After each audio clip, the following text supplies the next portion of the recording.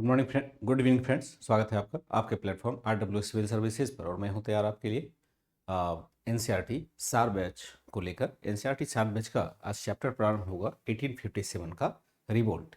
कोशिश करेंगे कि आज ही यह चैप्टर पूरा हो जाए, क्योंकि यहाँ पर बहुत अधिक क्रक्स हमें देखने को नहीं मिलते हैं और इसके लिए हमें विशेष तौर पर एडवांस पर जा कर के ही कुछ बातें समझनी होती है। क्योंकि जब तक यहाँ मूलतः हमें थोड़ा सा फैक्ट्स और इसके परिणाम को देखना होता है। परिणामों की चर्चा तो यहाँ पर बहुत अधिक नहीं की गई है एनसीईआरटी में, लेकिन फाइनली जब एडवांस पर पढ़ेंगे तो ये टॉपिक आसान है, इसको समझना सरल हो जाएगा, बहुत दिक्कत यहाँ पर नहीं होगी। तो देखते हैं क्या आज समाप्त होता है या नहीं होता है। नहीं होगा फिर कल चलेंगे, लेकिन इसको थोड़ा लिख करके ही पढ़ेंगे। कुछ फैक्ट्स है उसको तो लिया जा सकता था, लेकिन मैं चाहता हूँ कि इसको लिख करके ही पढ़ूँ। आगे जहाँ ज़रूरत होगी PDF का ही प्रयोग करेंगे। तो आज 1857 का रिवोल्ट लेंगे और 1857 के रिवोल्ट का मतलब होगा कि टॉपिक जो हमारा कवर हो रहा है वह कवर हो रहा है चैप्टर नंबर 6। छठा जो टॉपिक है वह कवर हो रहा है। हालांकि इस बीच में हमने चैप्टर नंबर 10 को भी कवर कर लिया था, जो चैप्टर नंबर 5 का भाई था। तो चैप्टर नंबर 6 को यहाँ लेंगे। 1857 का विद्रोह वही है, बिपिन चंद्रा वाली किताब है, ओल्ड एनसीईआरटी वही चल रहा है। फिर इसके बाद चैप्टर नंबर 7 आ जाएगा 1857 के बाद प्रशासनिक परिवर्तन। तो आप पहले ही एक चैप्टर, जब भी कोई चैप्टर शुरू हो तो उससे पहले ही एक बार आपसे अपेक्षा होती है कि आप एक बार खुद से पढ़ करके चैप्टर को रखें, क्योंकि जब वही बातें दोबारा करेंगे तो समझना थोड़ा आसान होता है। किसी भी क्लास का नियम है कि जो चीज़ पढ़ने जा रहे हैं उसको एक बार आप पहले पढ़ें और फिर एक बार उसका रिवीजन कर लें।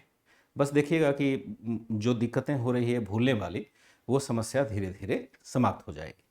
ठीक है, मैं एक बार चैट देखता हूँ फिर क्लास की शुरुआत करता हूँ। चलिए, जितने भी बच्चे जुड़ रहे हैं सभी का बेहद स्वागत है। और एक बार मैं चैट देख लेता हूँ, कोई समस्या होगी तो यहीं देखेंगे। Very good evening, good evening, good afternoon सभी बच्चों का। शुरुआत करें। आशा करता हूँ कि यहाँ पर कोई दिक्कत नहीं होगी।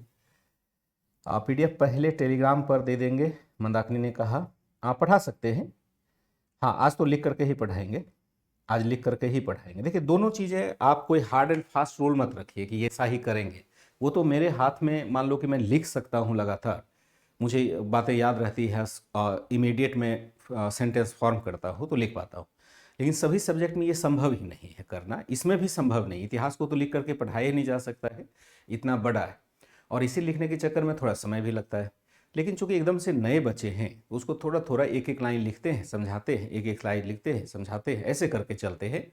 लेकिन जब मैं स्लाइड बनाता हूं तो उसको भी इतना बड़ा मैं कर देता हूं ताकि आपको कोई परेशानी नहीं हो।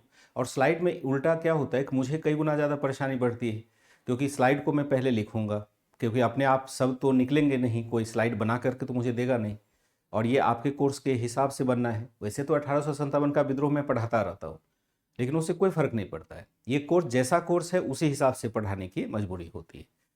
तो जहां जरूरत होगी वैसा करेंगे। कोई हार्ड एंड फास्ट समझने में रूल आप नहीं रखेंगे, ऐसा करेंगे तभी समझेंगे, वैसा करेंगे तभी समझेंगे, वैसा पॉसिबल नहीं होगा, वैसा समझना भी नहीं चाहिए। तो लेते हैं यहाँ पर हेडिंग 1857 का रिवोल्ट। आई थिंक सारी बातें समझ पाए होंगे। चलिए यहाँ पर देखेंगे, हेडिंग आपका होगा 1857 का रिवोल्ट, यानी 1857 का विद्रोह। अब 1857 का विद्रोह अगर कोई नया बच्चा समझेगा, वह क्या समझेगा इसके बारे में कि 1857 का विद्रोह हुआ, रिवोल्ट हुआ, तो क्या रिवोल्ट हुआ? यहां पर ब्रिटिशों के खिलाफ रिवोल्ट होता है। अभी जिस कालखंड की बात कर रहे हैं वहां पर एक ब्रिटिश कंपनी है, उसने भारत पर कब्जा कर रखा है। धीरे धीरे जितने भी देसी रियासत थे सब पर कब्जा कर लिया, और इस कब्जे के खिलाफ, या इस कब्जे के द्वारा जो औपनिवेशिक शोषण प्रारंभ हुआ, भारतीयों का शोषण प्रारंभ हुआ, सभी वर्गों का शोषण प्रारंभ हुआ, उसके खिलाफ भारतीय जनता ने विद्रोह किया। चूंकि 1857 में हुआ था, यानी 1857 ईस्वी में हुआ था, इसलिए हम इस टॉपिक को कह देते हैं 1857 का विद्रोह। क्यों पढ़ते हैं? क्योंकि यह भारतीय इतिहास में बहुत ही महत्वपूर्ण एक टर्निंग पॉइंट है। और इस विद्रोह की सफलता तो वैसी नहीं रही कि एकदम से अंग्रेजों को हमने देश से बाहर भगा दिया, लेकिन इसका परिणाम बड़ा जबरदस्त रहा। और यहाँ हम क्या देखते हैं कि अब ब्रिटिश कंपनी का शासन समाप्त हो जाता है, यानी प्रशासन का भार कंपनी से छीन लिया जाता है और खुद ब्रिटिश सरकार यहाँ पर शासक बन जाती है। यानी जो पहले छुप छुपा करके शोषण किया जा रहा था, अब ब्रिटेन के द्वारा प्रत्यक्ष नियंत्रण स्थापित कर लिया गया, यानी भारत को भी ब्रिटेन का एक प्रांत घोषित कर दिया। और भारत के जनता को ब्रिटेन की जनता घोषित कर दिया। इस मायने में बहुत ही महत्वपूर्ण यह विद्रोह हो जाता है। सामान्य जनता के द्वारा किया गया था, लेकिन प्रारंभ किया गया था सिपाहियों के द्वारा, सैनिकों के द्वारा। ध्यान रखना होगा कि सैनिक कौन होते हैं, तो सैनिक सरकार के ही पार्ट होते हैं। जिस सैनिक के बल पर ब्रिटिशों ने अपनी सत्ता स्थापित की थी, अब वही सैनिक उसके अगेंस्ट खड़ा हो जा रहा है। और सैनिकों ने भले विद्रोह शुरू किया हो, लेकिन समाप्त सैनिकों ने नहीं किया, क्योंकि इसके साथ बहुत सारे वर्ग जुड़ते चले गए। इस वजह से 1857 के विद्रोह को विद्रोह नहीं बल्कि महाविद्रोह कहते हैं। क्यों? क्योंकि इसमें वर्गीय भागीदारी सबों की रही, हिंदू मुस्लिम जैसी कोई बात यहाँ नहीं थी। सभी वर्गों ने कदम से कदम मिला के लड़ा और इसका क्षेत्र भी बहुत बड़ा था पहले के विद्रोह की तुलना में, जिसमें कि एक सामान्य व्यक्ति विद्रोह कर रहा है, सामान्य समूह विद्रोह कर रहा है। जैसे किसान विद्रोह कहेंगे तो एक किसानों के समूह द्वारा विद्रोह किया गया। अगर कहेंगे कि आदिवासियों का विद्रोह हुआ तो आदिवासियों के एक समूह द्वारा विद्रोह किया गया। लेकिन यहाँ यह नहीं कह सकते, यहाँ यह कह सकते हैं कि भारत में जहाँ जिस क्षेत्र में 1857 का विद्रोह हुआ, वहाँ के सभी लोगों ने इसमें भागीदारी निभाई। जो भी पक्ष पीड़ित था, सभी इस विद्रोह के साथ खड़े होते, इसलिए इसको कहते हैं 1857 का महाविद्रोह। 1857 का महाविद्रोह भारतीय इतिहास में एक महत्वपूर्ण स्थान रखता है। अगर इस प्रकार की भाषा को लिखें तो समझना आसान हो जाएगा।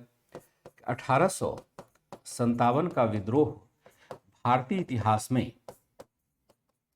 भारतीय स्वतंत्रता संघर्ष कर देंगे, स्वतंत्रता संघर्ष के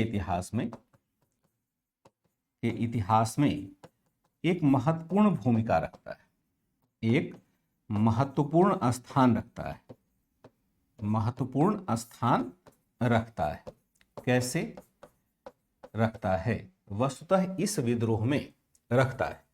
और अगर यहां पर हम टेक्स्ट के रूप में ना फंसे तो सीधे लिख सकते हैं क्यों महत्वपूर्ण स्थान रखता है। सवाल यही उत्पन्न होगा, क्यों महत्वपूर्ण स्थान यह रखता है। और अगर ऐसे पॉइंट वाइज हम पढ़ लेते हैं तो उसको आप टेक्स्ट के रूप में पता नहीं लिखने में सक्षम होंगे या नहीं होंगे। तो यहाँ पर उद्देश्य देखो, एग्जाम जब देने जाते हो ना, जिस एग्जाम की हम तैयारी कर रहे हैं इस कोर्स के माध्यम से, वह एग्जाम असल में जाता है पीसीएस या यूपीएससी की तरह। सामान्यतया तो हम दूसरे एग्जाम एसएससी वगैरह भी देखेंगे तो वहाँ पर भी हमें कॉन्सेप्ट तो चाहिए ही चाहिए होगा, और वह भी एग्जाम इससे निकलेगा।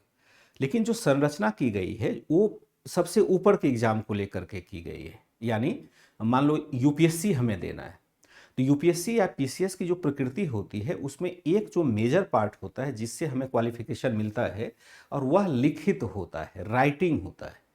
आप देखेंगे कि 3 प्रकार से आपका टेस्ट किया जाता है पीसीएस या यूपीएससी में। पहला ऑब्जेक्टिव टाइप का, कि किसी चीज़ को देख करके आप तुरंत प्रतिक्रिया व्यक्त कर सकते हैं या तुरंत आइडेंटिफाई कर सकते हैं या नहीं कर सकते हैं। यह भी एक टेक्निक जांच करने का कि हम कितनी तेज़ी से सही चीज़ों को चुन सकते हैं। तो उस टेस्ट के लिए हमारा एक प्रारंभिक परीक्षा का टेस्ट होता है जिसमें ऑब्जेक्टिव टाइप के क्वेश्चन होते हैं। मुख्य परीक्षा में बच्चों से अपेक्षा रखी जाती है ज्ञान के परीक्षण की, कि उसके पास डेप्थ कितना है, कितनी जानकारी उसके पास, गहरी जानकारी है, और किसी भी मुद्दे के वास्तविक विश्लेषण में वह सक्षम है या नहीं। तो वहाँ पर एक लिखित परीक्षा ली जाती है। तो बहुत सारे बच्चे जो क्वेश्चन लिख करके भेजते हैं, उन्होंने क्या किया, लिखित परीक्षा को भी ऑब्जेक्टिव टाइप का बना दिया। उसको भी उसने क्या किया, कुछ छोटा छोटा पॉइंट्स में बना दिया, एक तरह से संकेत कर दिया कि ये है आंसर। ये गलत प्रक्रिया है। अगर आपने ऐसा कोई कॉपी लिख करके भेजा है तो आपको सावधान हो जाना चाहिए, क्योंकि मुख्य परीक्षा जो है वह विश्लेषणात्मक बुद्धि को खोजता है। यानी यहाँ जो परीक्षण होना है वो विश्लेषणात्मक बुद्धि का होना है, कि क्या किसी मुद्दे को आप लिख करके, आपको बोल करके कहने के लिए अलग पूछा जाएगा, फिर अलग से उसका एग्जाम हो जाएगा। क्या आप किसी मुद्दे को सारगर्भित तरीके से लिख सकते हैं, सिस्टमैटिक तरीके से लिख सकते हैं, टू द पॉइंट लिख सकते हैं। पता चला कि आपको कमिश्नर साहब ने बुलाया, आप कलेक्टर बन गए, और आपको कमिश्नर साहब ने बुलाया कि आइए भाई, या मुख्यमंत्री जी ने बुलाया कि आइए थोड़ा सा ब्रीफ कीजिए अपने क्षेत्र की समस्या को। तो पता चला कि सब कुछ कहना शुरू किए और जो मूल बातें हैं वो कह ही नहीं पाए। यहाँ आपको तैयार किया जाता है कि आप किसी भी मुद्दे को संक्षिप्त तरीके से, सारगर्भित तरीके से प्रस्तुत करें। और यह चूंकि एक बार में नहीं हो सकता है, तो इसलिए बार बार लिखने की प्रैक्टिस करवाते हैं, और धीरे धीरे उस लायक आप बन जाते हैं। और तीसरा जो है वो वर्बली, तो वह वर्बली क्या है कि आपसे मुंह जवानी पूछा जाएगा, किस वही चीजें पूछी जा सकती है वहां पर भी, लेकिन वहां लिखने के लिए नहीं कहा जाएगा। वहां आपके मूलतः व्यक्तित्व का परीक्षण होता है कि आप में कितनी घबराहट है या कितना प्रत्युत्पन्नमति है, कितने बेहतर तरीके से समस्या का समाधान आप कर सकते हैं, या आपके पास जानकारी वास्तव में कितनी स्टोर हुई है। तो जो विश्लेषणात्मक चीजें यहाँ पढ़ते हैं ये हमें इंटरव्यू में भी काम दे देता है। इसलिए पढ़ाई इस प्रकार से अगर करते हैं तो यह कॉम्प्रिहेंसिव तैयारी हो जाती है, इसमें हम फिर पीछे नहीं हट सकते। तो आशा करता हूं कि आप इस बात को समझ करके ही उत्तर लिखेंगे। तो हमने क्या देखा कि 1857 का विद्रोह भारतीय स्वतंत्रता संघर्ष के इतिहास का एक महत्वपूर्ण टर्निंग पॉइंट हो जाता है। क्यों ऐसा हो जाता है? इसलिए हो जाता है कि भारतीय जनता ने सामूहिक रूप से ब्रिटिशों के खिलाफ संघर्ष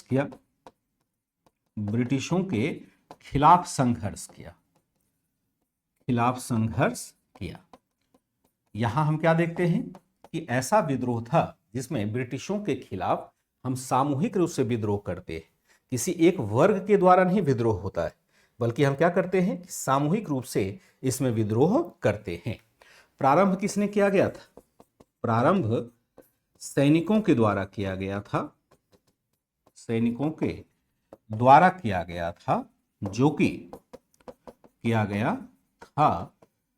जो कि ब्रिटिश प्रशासन का ही भाग था। इसका मतलब है भाग था, इसका तात्पर्य हुआ कि ब्रिटिशों के अधीन, इसका तात्पर्य था कि ब्रिटिशों की शोषणकारी पद्धति से, ब्रिटिशों की शोषणकारी नीति से केवल आम जनता प्रभावित नहीं था, आम जनता ही दुष्प्रभावित नहीं था,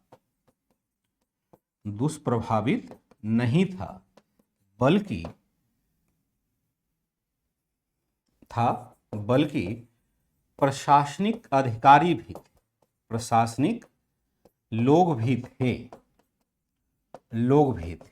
ठीक है। इस विद्रोह की शुरुआत हम किसने देखा? हाँ, ये हमने लिख दिया है। प्रारंभ हमने सैनिकों के द्वारा देखा, और इसमें हम क्या देखते हैं कि ब्रिटिश प्रशासन का भी भाग था। इसका मतलब है कि या ऐसे कर सकते हैं कि प्रारंभ सैनिकों के द्वारा किया गया, लेकिन प्रारंभ सैनिकों के द्वारा किया गया, परंतु इस विद्रोह में सभी वर्गों की भागीदारी रही। विद्रोह से सभी पीड़ित वर्ग जुड़े, सभी पीड़ित वर्ग इससे जुड़ते हैं। जिसको भी प्रशासन से पीड़ा हो रही थी, सभी पीड़ित वर्ग इससे जुड़ जाते। तो एक तरह से यहां यह भी देखते हैं, जैसे और भी कह सकते हैं, यहां पर इस विद्रोह में हिंदू मुस्लिम एकता देखी गई। हिंदू मुस्लिम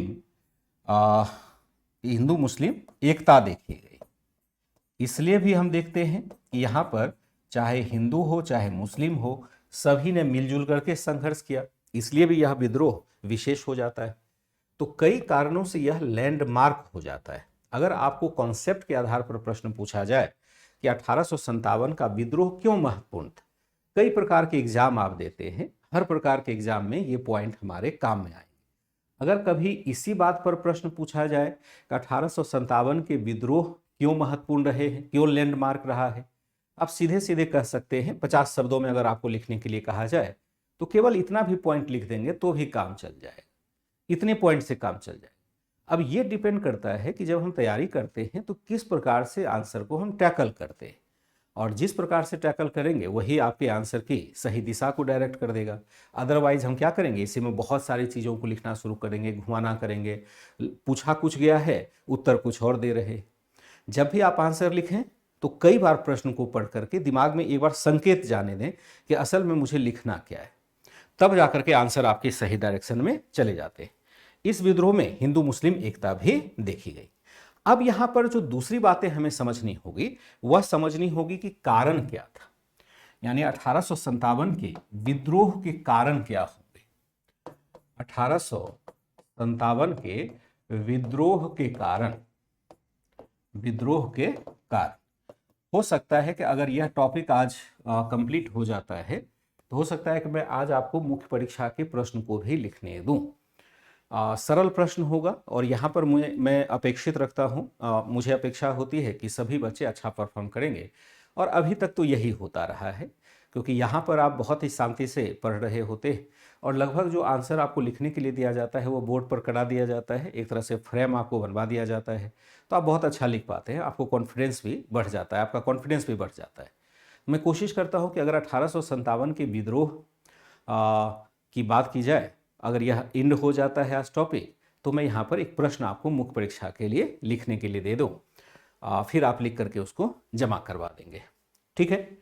तो यहाँ हमने क्या देखा, 1857 के विद्रोह के कारण देखा जाए तो यह यहाँ पर एक सवाल उत्पन्न होगा, क्या 1857 का विद्रोह केवल सिपाहियों का विद्रोह था? क्या 1857 का विद्रोह केवल सिपाहियों का विद्रोह था? इसका उत्तर क्या देना चाहेंगे? कहेंगे नहीं, सिपाहियों का विद्रोह था, इसका कहेंगे नहीं। उत्तर क्या होगा? नहीं, यह विद्रोह भले ही सिपाहियों द्वारा प्रारंभ किया गया था, यह विद्रोह भले ही सिपाहियों द्वारा प्रारंभ किया गया था, भले ही सिपाहियों द्वारा प्रारंभ किया गया था, लेकिन सिपाहियों द्वारा प्रारंभ किया गया था, लेकिन इसमें या इसके साथ धीरे धीरे समाज के अधिकांश वर्ग जुड़ते चले गए।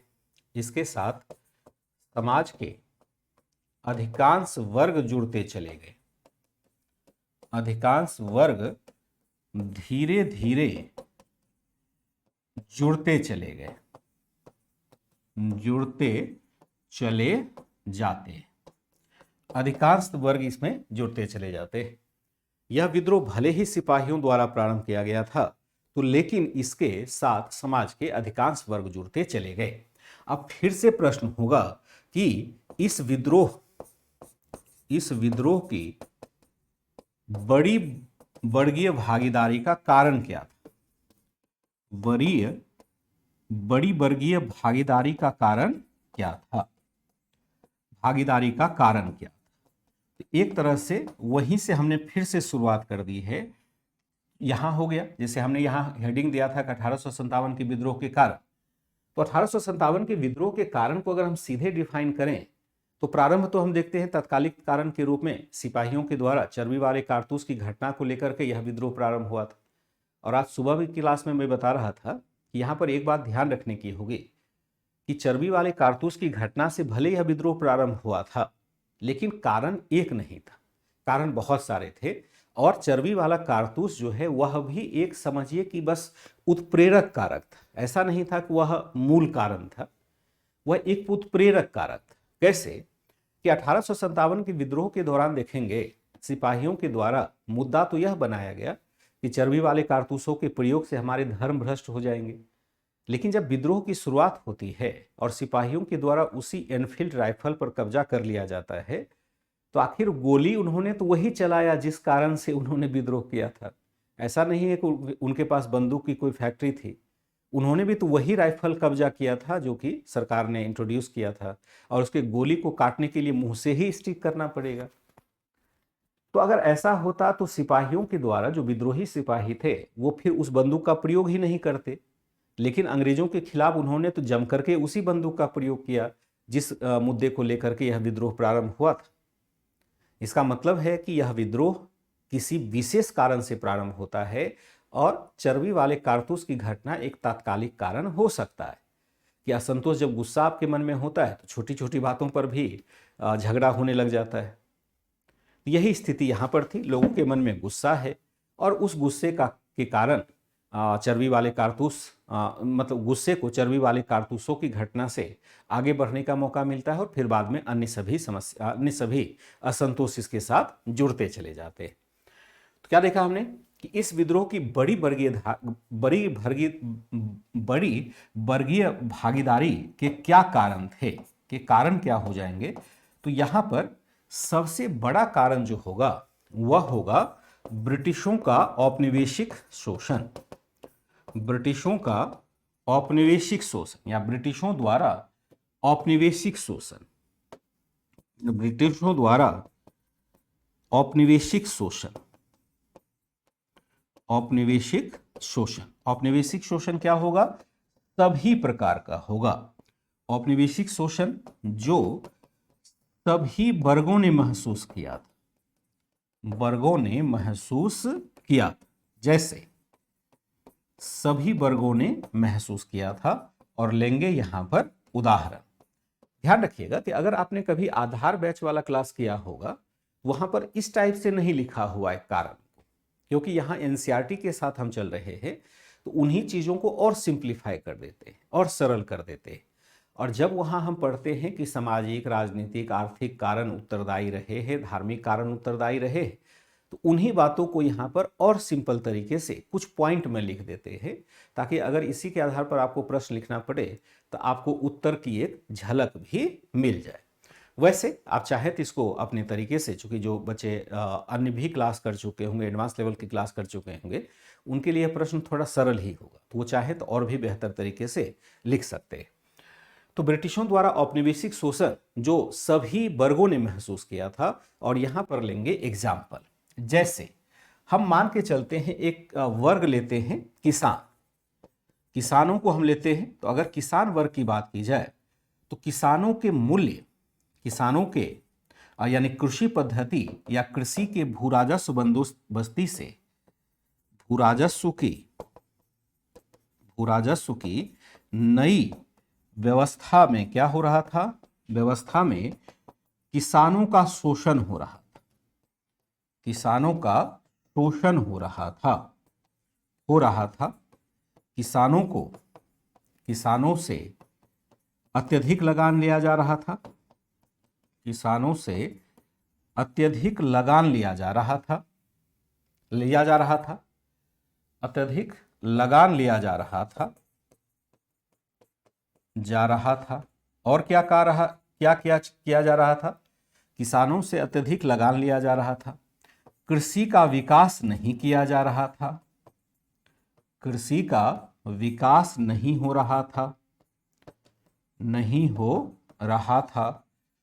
उत्पादन का उचित मूल्य नहीं मिल रहा था, उचित मूल्य नहीं मिल रहा था। जो उत्पादन किया जा रहा था उसका उचित मूल्य नहीं मिल रहा था। और जोड़ सकते हैं क्या, बिल्कुल जोड़ सकते हैं। कृषि का व्यवसायीकरण किया गया था, कृषि का व्यवसायीकरण जबरन लागू किया गया था।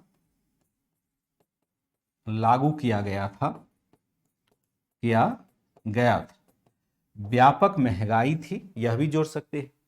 जैसे एक एक वर्ग को देखें, यहां हमने हेडिंग डाला कि ब्रिटिशों द्वारा औपनिवेशिक शोषण जो सभी वर्गों ने महसूस किया था। अगर एक वर्ग की बात करें किसान, तो भूराजस्व की नई व्यवस्था में किसानों का भरपूर शोषण हो रहा था, किसानों से अत्यधिक लगान लिया जा रहा था, कृषि का विकास नहीं हो रहा था, उत्पादन का उचित मूल्य नहीं मिल रहा था, कृषि का व्यवसायीकरण जबरन लागू किया गया था, यानी जबरदस्ती कृषि का व्यवसायीकरण लागू किया गया था।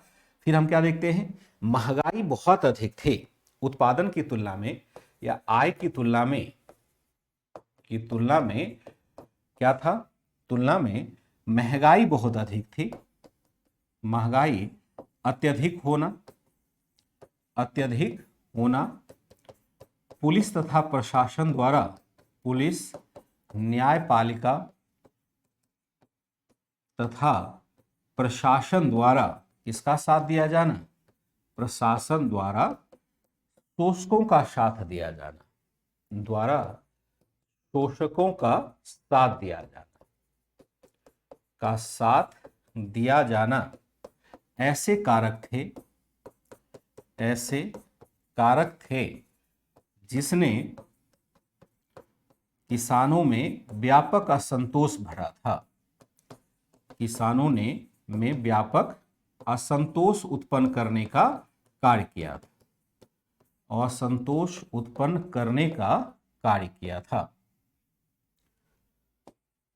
उत्पन्न करने का कार्य किया। आशा करता हूं कि यहां पर आपने समझ लिया होगा कि किसानों की क्या समस्याएं थी। बहुत सारी समस्याएं। औपनिवेशिक शोषण, औपनिवेशिक ढांचा इस रूप में ही बनाया जाता है कि जिसमें मातृदेश के हित में उपनिवेशों के संसाधन का दोहन किया जा सके। किसान यहाँ दोहरी भूमिका निभा रहे थे। एक तो उद्योगों के लिए वह कच्चे माल को तैयार करता था। दूसरा है कि ब्रिटिश फैक्ट्री में जो उत्पादन करने वाले श्रमिक हैं उनके भोजन की भी व्यवस्था भारतीय किसानों के द्वारा ही होता था। जैसे अगर वहाँ के लिए हम कच्चा माल का उत्पादन करते हैं तो कृषि, रबर, नील, तंबाकू, कॉटन आदि मतलब कपास, नील, रबर, तंबाकू आदि का हम उत्पादन करते हैं। इससे क्या होता है कि वहाँ के इंडस्ट्री को कच्चा माल मिल जाता है सस्ते दरों पर। दूसरा है कि जो वहाँ के श्रमिक हैं उनके लिए हमें गेहूं का उत्पादन करना पड़ रहा है, क्योंकि वहाँ पर गेहूं का उत्पादन संभव नहीं था तो भारत से ही करके वहाँ पर भेजा जाता था। अपने लोग नहीं खाते थे, यहाँ के किसान गेहूं नहीं खाते थे, लेकिन उनको जरूर खिलाने के लिए उत्पादन करना पड़ता था। और गेहूं का उत्पादन करना उस समय जबकि सिंचाई की अच्छी व्यवस्था नहीं थी, बहुत ही मुश्किल काम हुआ करता था। अब गेहूं का उत्पादन करना आसान है क्योंकि हम सिंचाई के बेहतर साधन का विकास कर चुके हैं और एक खास टेम्परेचर की जरूरत गेहूं के उत्पादन के लिए होता है, जो ज्योग्राफी में आप पढ़ते होंगे। इसलिए किसानों को हर समय संकट का ही सामना करना पड़ता था, चाहे वह व्यवसायीकरण के रूप में रहा हो, चाहे फसल नष्ट हो जाने के रूप में रहा हो। अब देखो, कृषि का विकास हुआ नहीं है। अगर बहुत अधिक गर्मी पड़ गई तो फसल नष्ट हो जाएगा, बहुत अधिक बारिश हो जाएगी, फसल नष्ट हो जाएगा। अभी भी नष्ट होता है तो अभी सरकार भरपाई कर देती है, लेकिन उस समय तो औपनिवेशिक सरकार है। जो भू राजस्व बंदोबस्ती की गई, चाहे अस्थायी बंदोबस्ती हो, राजस्व रहितवारी हो, चाहे महलवारी हो, वहां पर भी भरपूर शोषण हो रहा है। इस तरह से हमने क्या देखा कि औपनिवेशिक शोषण से किसान वर्ग बहुत मुश्किल में पड़ा हुआ है। दूसरा जो वर्ग था वह था दस्तकार। ब्रिटिशों के औपनिवेशिक नीतियों ने क्या कर दिया? नीतियों ने भारत में विऔद्योगीकरण को बढ़ाया।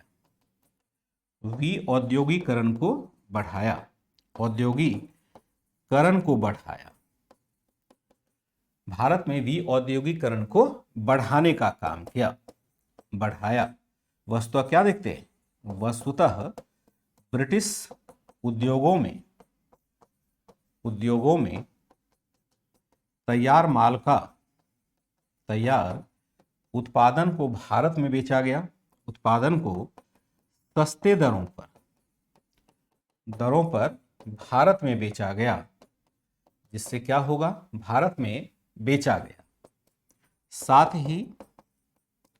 साथ ही दस्तकारों को ऊंचे मूल्य पर कच्चे माल दिए गए।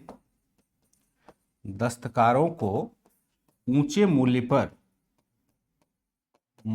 क्या दिए गए? मूल्य पर कच्चे माल दिए गए। फलतः क्या होता है? दिए गए। फलतः भारतीय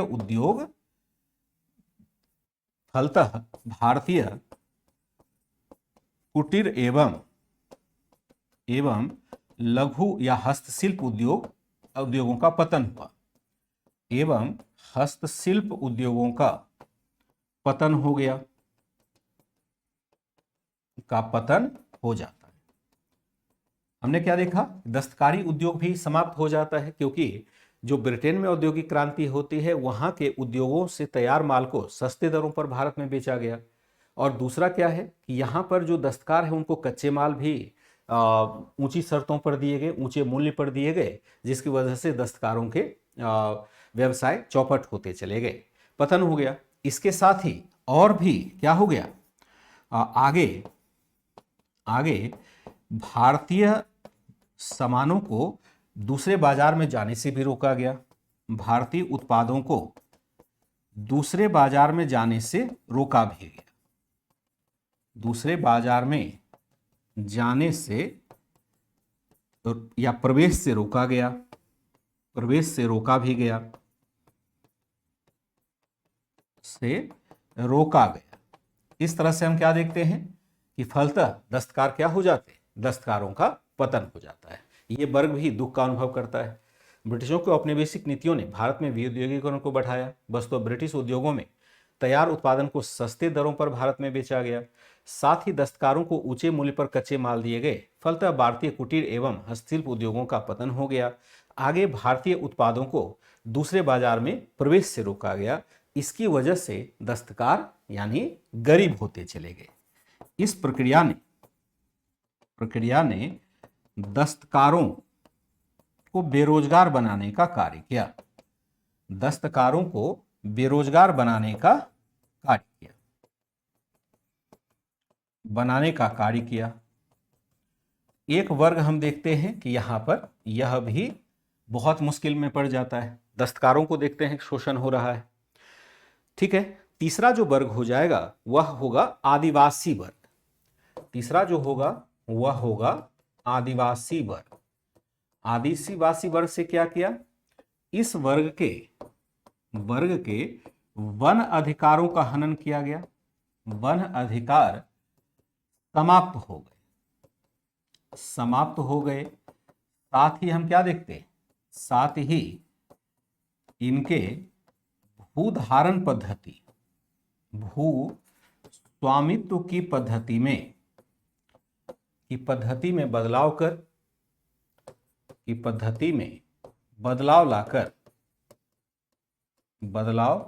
लाकर इनके प्रचलित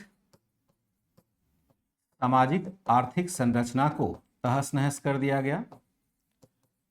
सामाजिक आर्थिक संरचना को नष्ट किया गया। सामाजिक आर्थिक संरचना को क्या कर दिया गया, नष्ट किया गया। इनका कई अन्य रूपों में भी शोषण किया गया। इनका कई अन्य रूपों में भी शोषण किया गया।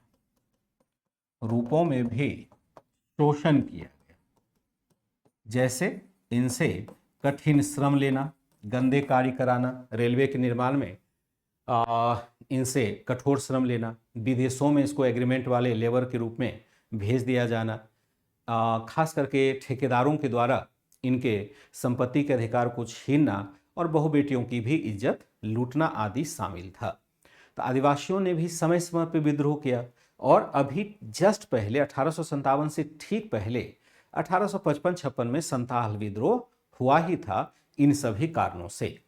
तो आदिवासी वर्गों के साथ एक और दिक्कत क्या हो गई कि आदिवासी समूह जो था उसमें भूमि स्वामित्व की सामूहिक अवधारणा होती थी।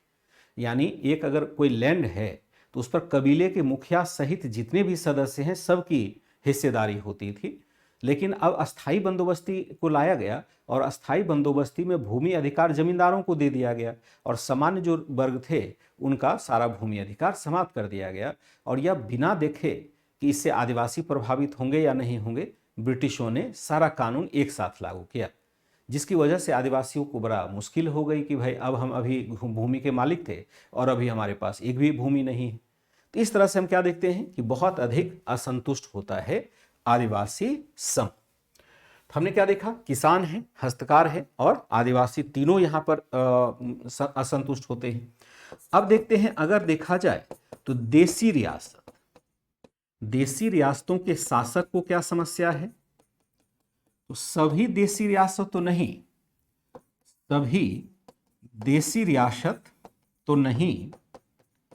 रियासत के शासक तो नहीं, लेकिन डॉक्ट्रिन ऑफ लैप्स की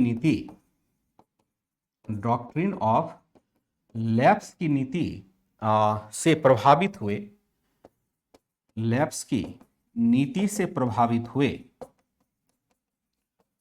प्रभावित हुए देशी रियासतों के शासकों ने विद्रोह किया। देशी रियासतों के शासकों ने विद्रोह किया। शासकों ने भी असंतुष्ट होकर विद्रोह किया। जैसे हम दो को नाम लेंगे, असंतुष्ट होकर विद्रोह किया। जैसे उदाहरण यहां पर लेंगे तो पहला हो जाएगा, अगर उदाहरण लें यहां पर होगा झांसी की रानी लक्ष्मीबाई, जिसको मणिकर्णिका भी कहते हैं। यह इतिहास में इनका नाम है मणिकर्णिका, कर्णिका नाम है। ठीक है। फिर हम देखते हैं यहां पर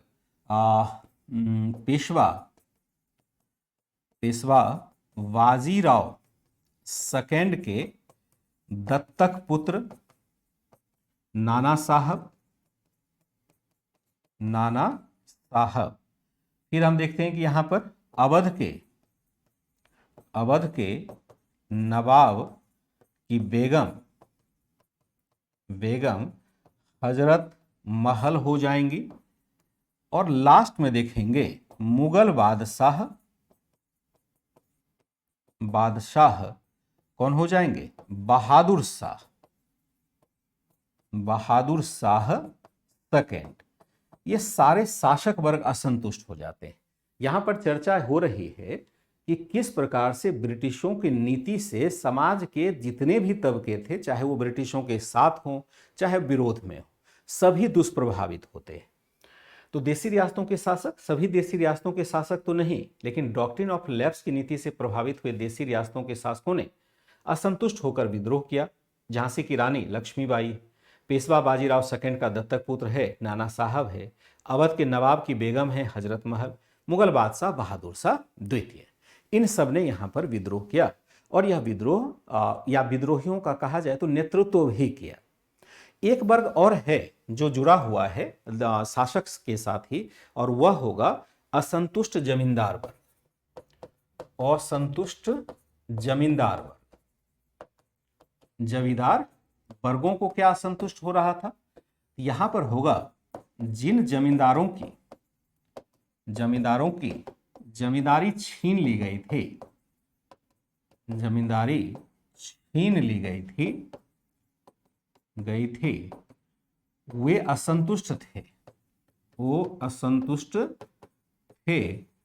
तथा इन्होंने भी विद्रोहियों का साथ दिया। इन्होंने भी विद्रोहियों को नेतृत्व दिया। जैसे यहां पर हम देखेंगे विद्रोहियों का नेतृत्व किया। और यहां पर उदाहरण ले सकते हैं, एक बहुत ही महत्वपूर्ण व्यक्ति है बिहार के संदर्भ में, ये हो जाएंगे जगदीशपुर।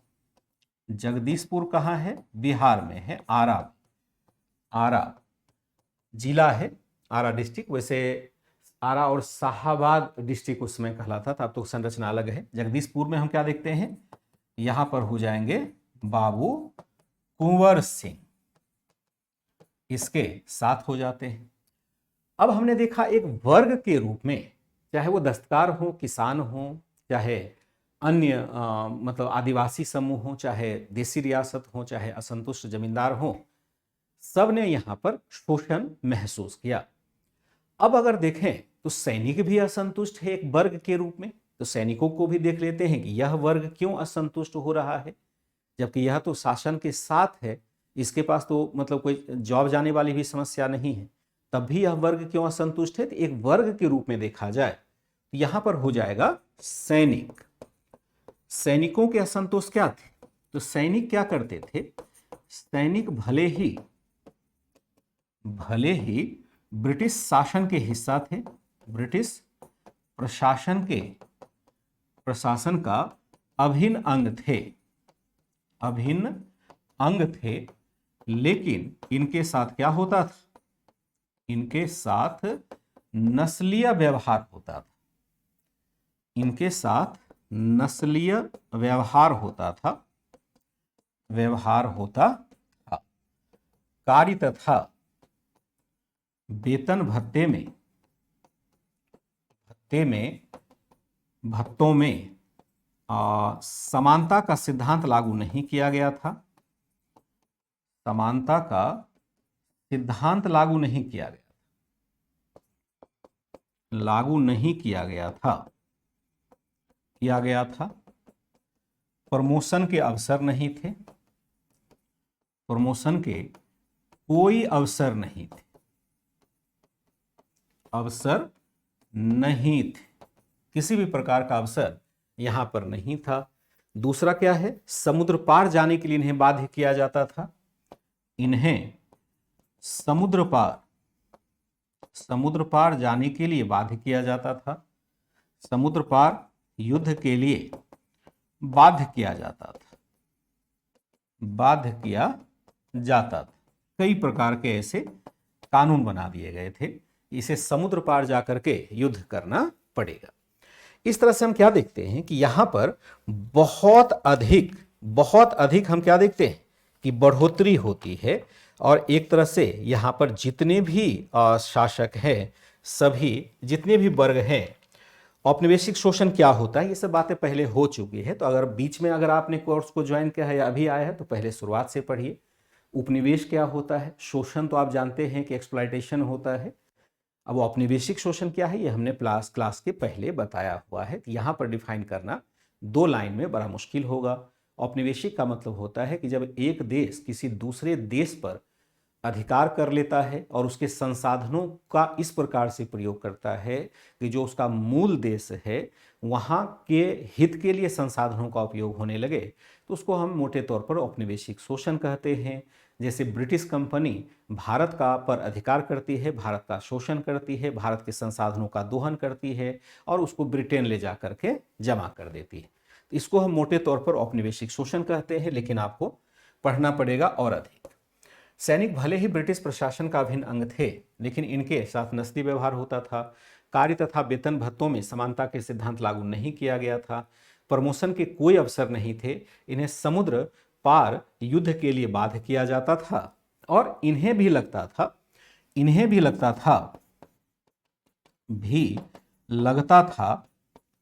कि इनका धर्म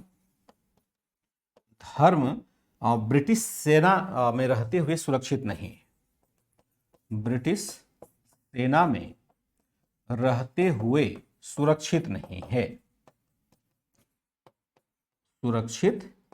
है, क्योंकि यहां पर बातें कही गई है कि क्यों सेना में सुरक्षित नहीं है। तो जो ऑफिसर आते थे वो भारतीय सैनिकों के धर्म का मजाक भी बनाते थे, और जो धर्म प्रचार के लिए ईसाई मिशनरीज वगैरह आती थी उसको सेना में आकर के धर्म प्रचार की छूट दी जाती थी, और कोई अगर धर्म परिवर्तन कर लेता था सैनिक तो उसको विशेष रियायत दी जाती थी।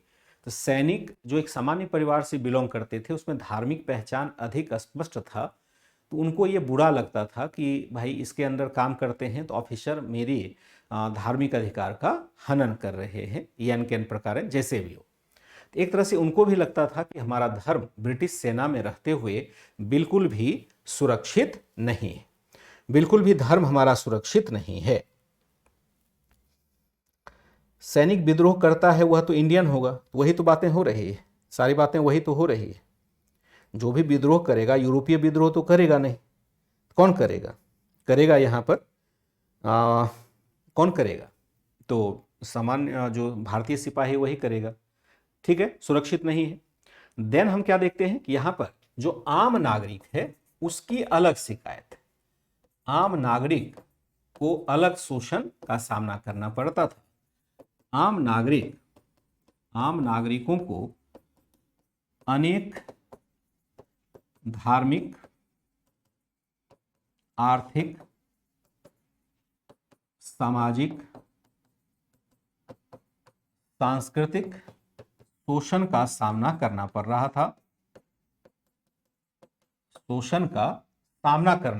था, सामाजिक सांस्कृतिक शोषण का सामना करना पड़ता था, जैसे करना पड़ रहा था।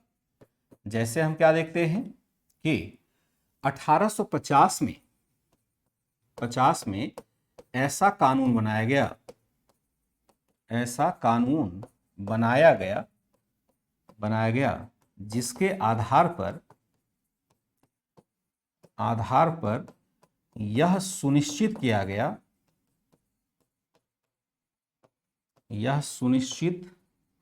गया जिसके आधार पर यह सुनिश्चित किया गया यदि कोई व्यक्ति धर्म परिवर्तन कर लेता है, कोई व्यक्ति ईसाई धर्म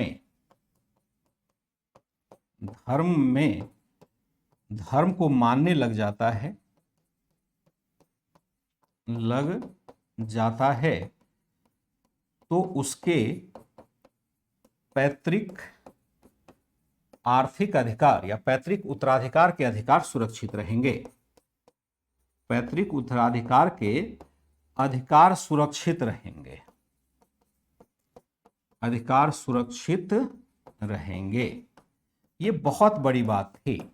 यह क्या था? एक बहुत बड़ी बात थी।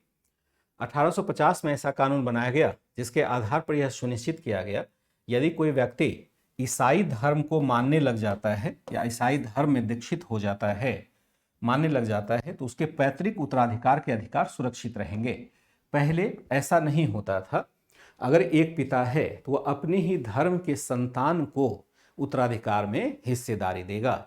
अब लेकिन एक कानून बना दिया गया कि कोई भी व्यक्ति अगर अलग अलग धर्म के भी पालन करने वाले हैं तो पिता की संपत्ति में उसका दावा जस का तस रहेगा, बरकरार रहेगा, वह समाप्त नहीं होगा। इसका मतलब अगर कोई भी पुत्र ईसाई धर्म स्वीकार कर लेता है दूसरे धर्म को छोड़ करके, उसे कोई हानि नहीं होगी बल्कि बेनिफिट ही होगा। एक तरह से प्रलोभन दिया जा रहा है कि सामान्य जनता जुड़े, हमारे धर्म के साथ जुड़े। इस तरह से क्या होता है कि इससे एक गलतफहमी यहाँ पर हो जाती है। गलतफहमी इसका हो जाता है कि भाई यहाँ हम क्या देखते हैं कि जबरन धर्म परिवर्तन कराया जा रहा है। फिर हम क्या देखते हैं? गोद लेने के अधिकारों के सिद्धांत को, गोद लेने का अधिकार एक सामान्य परंपरा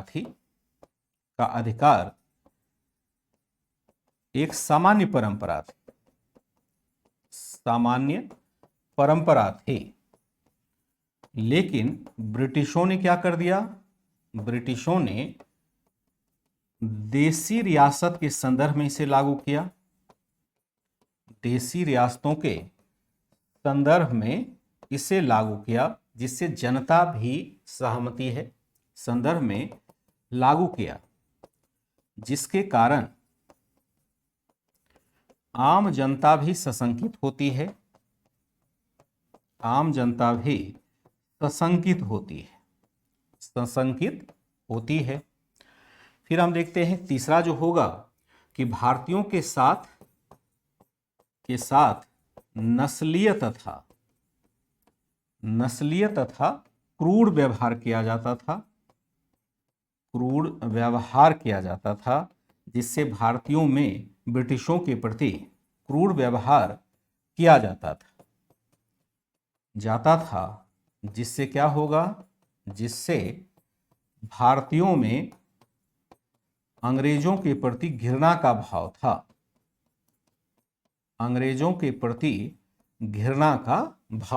भारतीयों में अंग्रेजों के प्रति घृणा का भाव था।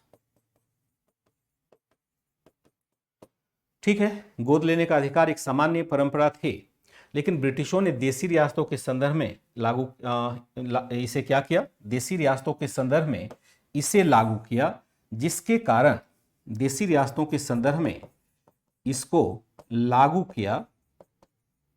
किया, जिससे सामान्य जनता भी हम क्या देखते हैं? इसको लागू किया, जिसके कारण आम जनता भी सशंकित होती है। भारतीयों के साथ नस्लीय तथा क्रूर व्यवहार किया जाता था, जिससे भारतीयों में अंग्रेजों के प्रति घृणा का भाव था।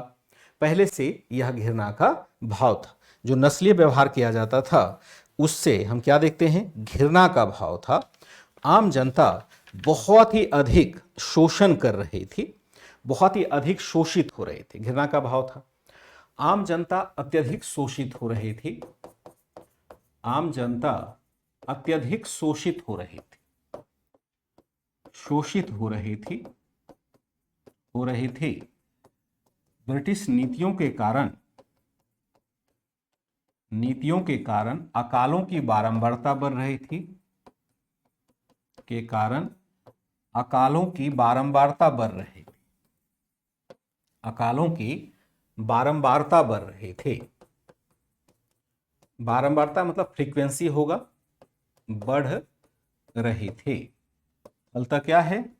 फलतः विद्रोह की चिंगारी भड़कते हुए, विद्रोह की चिंगारी भड़कते ही सिपाहियों के साथ सामान्य जनता भी शामिल हो गई, सामान्य जनता भी विद्रोह में शामिल हो गई, विद्रोह में शामिल हो जाती है, सामान्य जनता के साथ विद्रोह में शामिल हो जाती है। एक जो और घटना होगा वह होगा विदेशी घटनाओं का प्रभाव, विदेशी घटनाओं का प्रभाव। यह भी हम एक कारण के रूप में वर्गीकृत कर सकते हैं कि विदेशी घटनाओं का प्रभाव। अभी हमने क्या देखा कि मोटे तौर पर मैंने नए तरीके से, ताकि आपको याद करने में जिगजैग नहीं हो, भारत में जितने भी वर्ग हुआ करते थे, चाहे वह सरकार के पक्ष में थे चाहे सरकार के विपक्ष में थे, सभी किसी न किसी रूप में शोषण कर रहे थे, किसी न किसी रूप में भारतीयों का शोषण कर हुआ या शोषित हो रहे थे, ब्रिटिशों के द्वारा असंतुष्ट थे। और जैसे ही एक छोटी सी चिंगारी भड़कती है, सभी वर्ग संगठित होकर के प्रतिरोध करने के लिए उतर जाते हैं।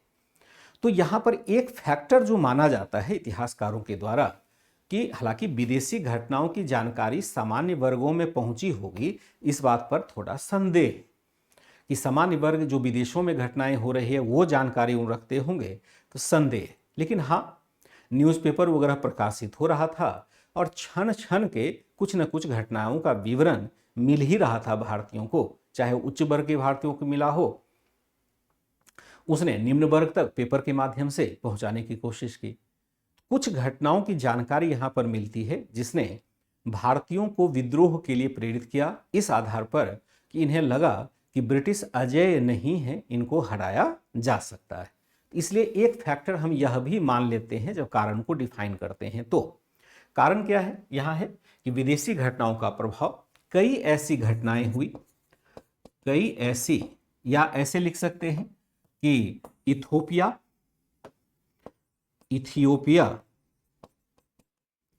इथियोपिया, जिसको हम नाइजीरिया अभी कहते हैं जनरली, इथियोपिया, जापान तथा आयरलैंड में कुछ ऐसी घटना हुई, ऐसी घटनाएं घटित हुई जिसमें ब्रिटिश सहित, घटनाएं घटित हुई जिसमें हम क्या देखते हैं, जिसमें ब्रिटिश सहित अन्य यूरोपीय शक्तियों को, ब्रिटिश सहित अन्य यूरोपीय शक्तियों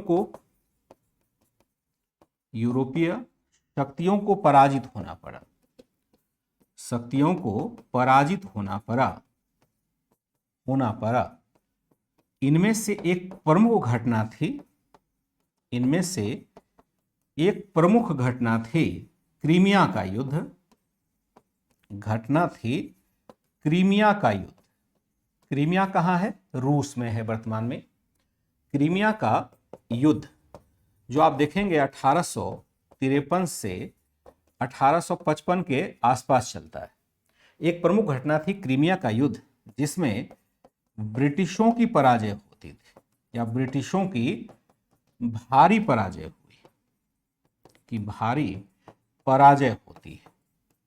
हुई। उपरोक्त घटनाओं के आधार पर घटनाओं ने भारतीयों को यह आत्मविश्वास दिया उपरोक्त घटनाओं ने भारतीयों को यह आत्मविश्वास दिया कि ब्रिटिशों को संगठित होकर पराजित किया जा सकता है। ब्रिटिशों को संगठित होकर पराजित किया जा सकता है,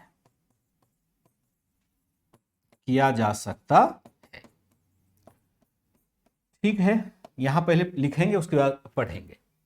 इथोपिया, जापान, आयरलैंड में कुछ ऐसी घटनाएं घटित हुई जिसमें ब्रिटिश सहित अन्य यूरोपीय शक्तियों को पराजित होना पड़ा। यहाँ 3 देश का संदर्भ है। इथोपिया में हम देखते हैं इटली पराजित होता है, जापान से रूस पराजित होता है, आयरलैंड में हम ब्रिटेन को पराजित होते देखते हैं, और फिर एक होता है, इनमें से एक प्रमुख घटना थी क्रीमिया का युद्ध, जिसमें ब्रिटिशों की भारी पराजय हुई। उपरोक्त घटनाओं ने भारतीयों को यह आत्मविश्वास दिया कि ब्रिटिशों को संगठित होकर पराजित किया जा सकता है। यानी ब्रिटिश शक्ति भी अपराजेय नहीं है, इसको चाहें तो पराजित किया जा सकता है। इसलिए यहां पर ब्रिटिशों के खिलाफ हम क्या देखते हैं? मयंक ने कहा लगान और कर में डिफरेंस समझ में नहीं आता है। तो दोनों एक ही है, लगान को ही हम कर कहते हैं। लगान का एक्चुअल में मीनिंग जो होता है, आम नागरिक में सभी लोग आएंगे, किसान होंगे या जो आम नागरिक में मूलतः किसान होंगे या जितने भी अन्य वर्ग हैं जिनकी चर्चा हमने नहीं की है, वो सभी आम नागरिक में आएंगे। प्रियांशु कुमार, एक है कि लगान में क्या है? कर का मतलब तो टैक्स होता है, टैक्स का मतलब होता है सारा टैक्स, चाहे किसी भी रूप में लिया जा रहा हो, वो सभी क्या हो जाएगा? टैक्स हो जाएगा। लगान का मतलब होगा रेंट, जो भूमि पर लिया जाता है, यानी एक तरह से भू राजस्व कर को हम क्या कहेंगे? लगान कहते हैं। टैक्स का मतलब क्या होगा? संपूर्ण प्रकार का टैक्स हो जाएगा। जिसको हम कहते हैं भू राजस्व कर कहेंगे तो वो भू राजस्व को संदर्भित करेगा। लेकिन टैक्स तो एक ही नहीं होता है ना, टैक्स तो कई प्रकार के हो सकते हैं, जरूरी, गैर जरूरी, संस्थागत, असंस्थागत। इसलिए सभी प्रकार के टैक्स को हम कर कह देते हैं, नॉर्मली टैक्स कह देते हैं। और जो सामान्यतया भूमि से हम वसूलते हैं उसको लगान कह देते हैं। इस तरह से हम क्या देखते हैं कि बहुत सारे वर्ग यहाँ पर असंतुष्ट हैं, बहुत सारे वर्ग असंतुष्ट हैं। इसकी वजह से हम क्या देखते हैं कि यहाँ पर सारे लोग असंतुष्ट होते चले गए। खास करके हम क्या देखते हैं कि खास करके हम यहाँ पर एक और जो तत्कालिक कारण देखें उसको भी यहाँ पर कह सकते हैं। एक और कहते हैं, अंशु कंटल जी, आपको नहीं समझ में आता है तो मैं क्या कर सकता हूं भाई? आप जब मैं समझा रहा हूं, अभी लिख नहीं रहे हैं ना, अभी पढ़ रहे, आपको दोनों काम एक साथ नहीं करना चाहिए। देखो अभी तक आपने पढ़ा नहीं अच्छे से और चले आए एडवांस लेवल की क्लास में। भले यह बेसिक है लेकिन यह भी एडवांस है, इसमें थोड़ा सा हमें एडवांस होना पड़ेगा।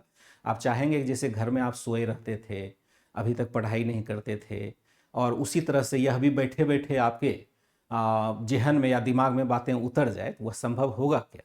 यहाँ तो हमें थोड़ा फास्ट होना पड़ेगा। मैं तो इतना स्लो चल रहा हूँ तो फिर भी आप नहीं समझ पा रहे हैं, इसका मतलब है कि आपको 2, 4, 10 बार बाद में पढ़ना पड़ेगा। या तो अभी लिखिए मत। आपको किसने कहा कि मेरे साथ लिखिए? आपकी कैपेसिटी नहीं है ना इतना कि मेरे साथ मैं बोल भी रहा हूँ, लिख भी रहा हूँ। जो काम आप कर रहे हैं वो मैं भी कर रहा हूँ, और आपको समझ में नहीं आ रहा है क्योंकि आप लिख रहे हैं तो सुन नहीं पा रहे हैं कि क्या बातें कही जा रही है। तो अपनी क्षमता को आप समझिए कि आपकी क्षमता अभी उतनी ब्रॉड नहीं हुई है। आप क्यों सोचते हैं कि एक बार पढ़ेंगे तो सारी बातें याद हो जाएगी? इतने बड़े विद्वान तो है नहीं, यह तो मानना पड़ेगा ना। इसलिए नहीं है कि आप में विद्वता नहीं, बल्कि अभी आप उसमें प्रैक्टिस की जरूरत होगी। तो आपको करना क्या है, या तो मेरे भाषण को सुन लीजिए, अभी लिखिए मत, और इसीलिए PDF बाद में सप्लाई किया जाता है या प्रोवाइड आपको कराया जाता है कि आप उससे नोट्स अपना बना लीजिए, या बनाना है नहीं बनाइए, उसी को आप निकाल के रख लीजिए। तो आपको कैसे, किस करवट बैठेंगे आपको फायदा होगा, ये प्रत्येक स्टूडेंट के ऊपर अलग अलग डिपेंड करता है। अगर आपको लगता है कि आप ऐसे नहीं समझ पा रहे हैं तो आप दूसरे तरीके से समझिए, लेकिन आप मुझे निर्देशित नहीं कर सकते हैं कि आप ऐसा चलिए। कारण है उतनी क्षमता आपको नहीं है कि टीचर को निर्देशित किया जा सके, और इस ऐसा कहते हैं तो आप अपनी ही कमी उजागर कर रहे होते। समझ पाए? तो आप लिखते चले जा रहे हैं, सुन क्यों नहीं रहे? तो आप मत लिखिए अगर दोनों काम एक साथ आप नहीं कर सकते। आइंस्टीन वगैरह क्या करता था कि दोनों हाथ से एक साथ लिख लेता था। क्या मेरी कैपेसिटी है कि मैं दोनों हाथ से एक साथ लिख पाऊँ? क्या आप दोनों हाथ से ड्रॉ कर पाएंगे? दोनों काम कर पाएंगे, लेकिन बहुत सारे लोगों ने डेवलप कर लिया है कि दोनों हाथ से अलग अलग चीजें लिखता चला जा रहा है। इसका मतलब दो प्रकार से वो सोच रहा है और दो प्रकार से लिख भी पा रहा है ना, अद्भुत बात। लेकिन इसी मनुष्य ने करके दिखाया है। आपको अभी प्रैक्टिस की जरूरत होगी। आशा करता हूं कि आप मेरी बात से सहमत होंगे। आपको जैसे करना है करिए, पढ़ाना तो मुझे ऐसे ही पड़ेगा, आप रुक जाइए, अभी लिखिए मत, आप पहले सुनिए, समझिए। क्योंकि समझाना, जैसे एक बोर्ड फ्री करते हैं, जैसे एक बोर्ड भरते हैं तो उसके बाद समझाते हैं, ठीक है, और फिर उसको आगे फिर लिखने की शुरुआत करते हैं। लेकिन आपकी क्षमता अभी थोड़ी कम है, तो आप उसको मेरे ऊपर मत थोपिए, अपनी कम क्षमता को मेरे ऊपर मत थोपिए, आप अपने पास उसको रखिए। अभी क्या देखा, विदेशी घटनाओं का प्रभाव है। इथोपिया, जापान, आयरलैंड में कुछ ऐसी घटनाएं घटित हुई जिसमें ब्रिटिश सहित अन्य यूरोपीय शक्तियों को पराजित होना पड़ा। इनमें से एक प्रमुख घटना थी क्रीमिया का युद्ध, जिसमें ब्रिटिशों की भारी पराजय हुई। उपरोक्त घटनाओं ने भारतीयों को यह आत्मविश्वास दिया कि ब्रिटिशों को भी संगठित होकर के पराजित किया जा सकता है। अब देखिए, मैंने पहले भी कहा कि आवश्यक नहीं है कि विदेशी घटनाओं से सामान्य लोग, जिसको हमने आम व्यक्ति कहा है, वह प्रभावित हुआ ही हो।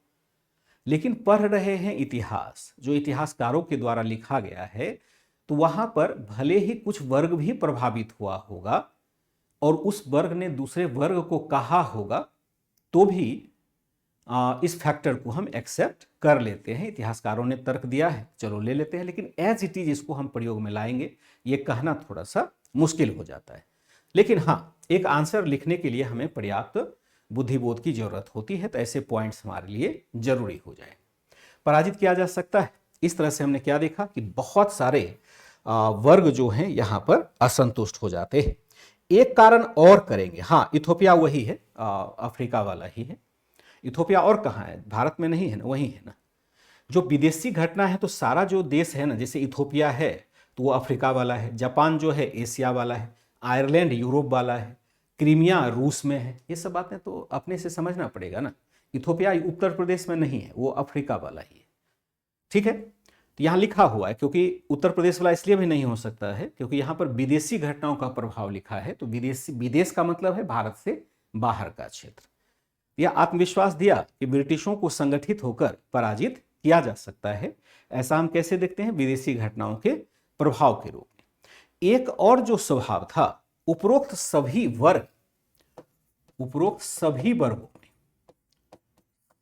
वर्गों को यह एहसास था, वर्गों में असंतुष्टि तो थी,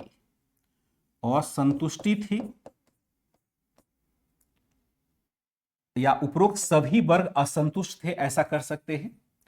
उपरोक्त सभी वर्ग किसी न किसी प्रकार से असंतुष्ट थे,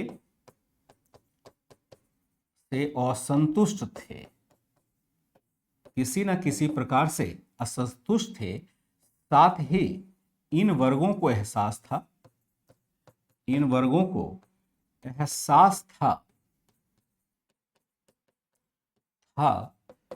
कि ब्रिटिश क्या है, एक विदेशी शक्ति है।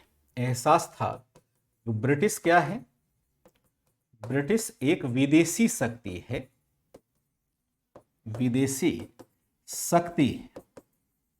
ब्रिटिश एक विदेशी शक्ति है जिसे देश की सीमा से बाहर निकालने पर ऐसे शोषण से बचा जा सकता है,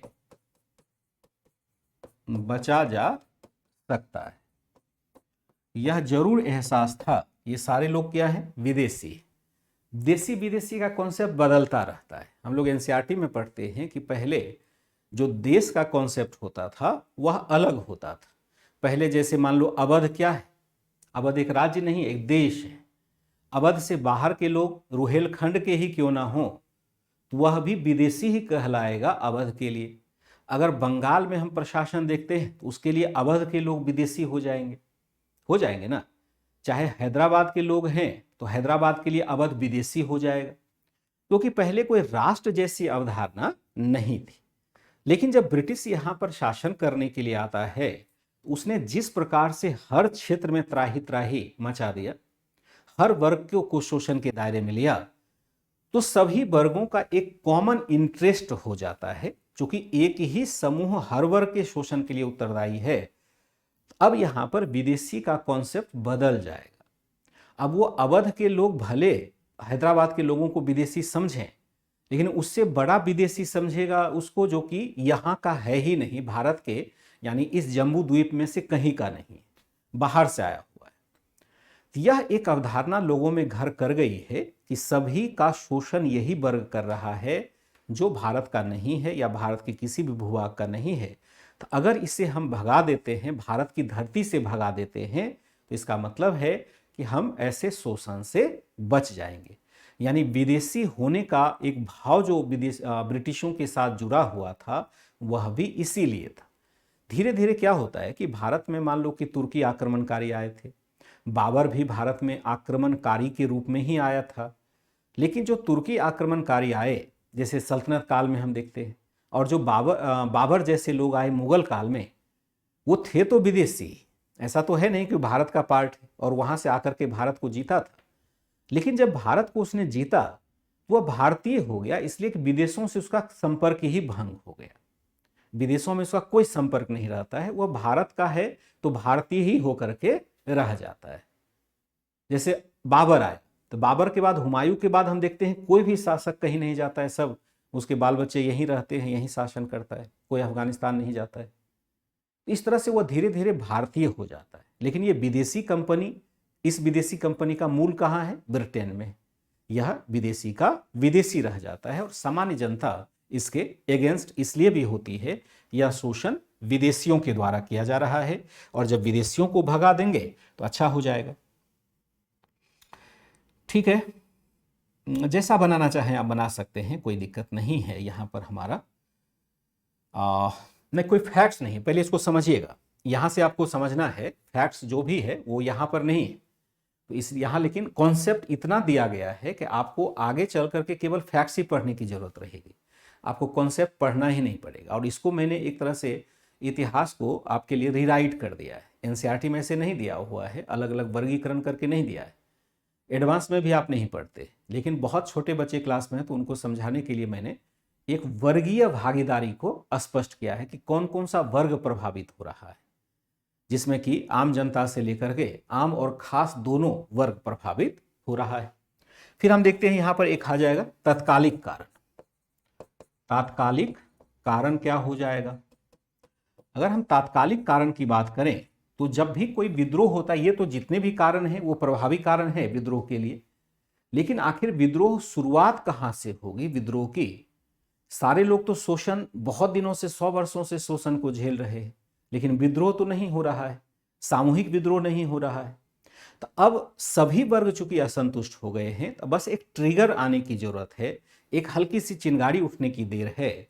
चिंगारी हम क्यों यूज करते हैं? जैसे तेल का कनस्तर रखा हुआ है या पेट्रोलियम पदार्थ रखा है, गैस रखा हुआ है, तो गैस में जरूरी नहीं है कि हमें आग ही लगाना पड़े, उसमें एक चिंगारी, चूंकि गैस अत्यधिक ज्वलनशील होता है या तेल अत्यधिक ज्वलनशील होता है, उसमें एक चिंगारी भर अगर लग जाए ना तो फिर आग का गोला उठ जाता है। वहां पर एक उदाहरण दिया जाता है, मुहावरात्मक उदाहरण है कि चिंगारी लगते ही विद्रोह की ज्वाला भड़क उठी।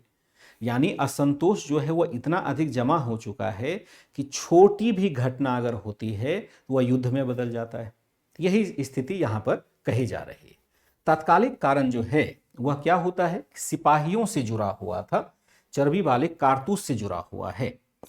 विद्रोह का तात्कालिक कारण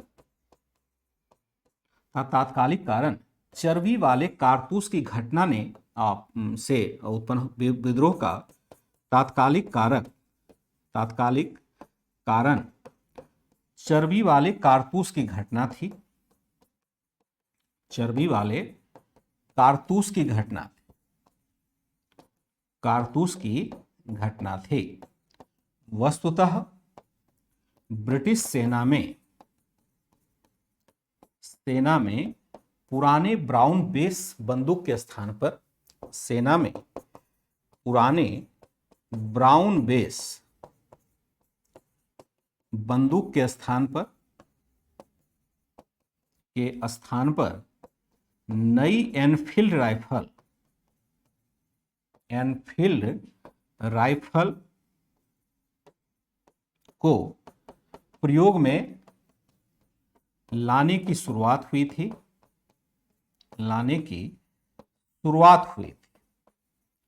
प्रयोग में लाने की शुरुआत हुई थी जो अपेक्षाकृत हल्की थी, जो अपेक्षाकृत अधिक कार्यकुशल थी, अधिक उन्नत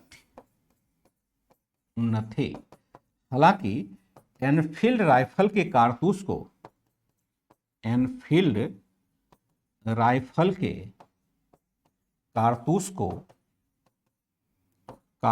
को कागज के एक पैकेट में रखा गया था। कागज के एक पैकेट में रखा गया था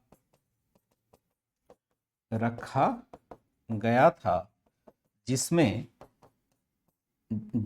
जो ग्रीज लगाई गई थी रखा गया था। इस पैकेट में जो ग्रीज लगाई गई थी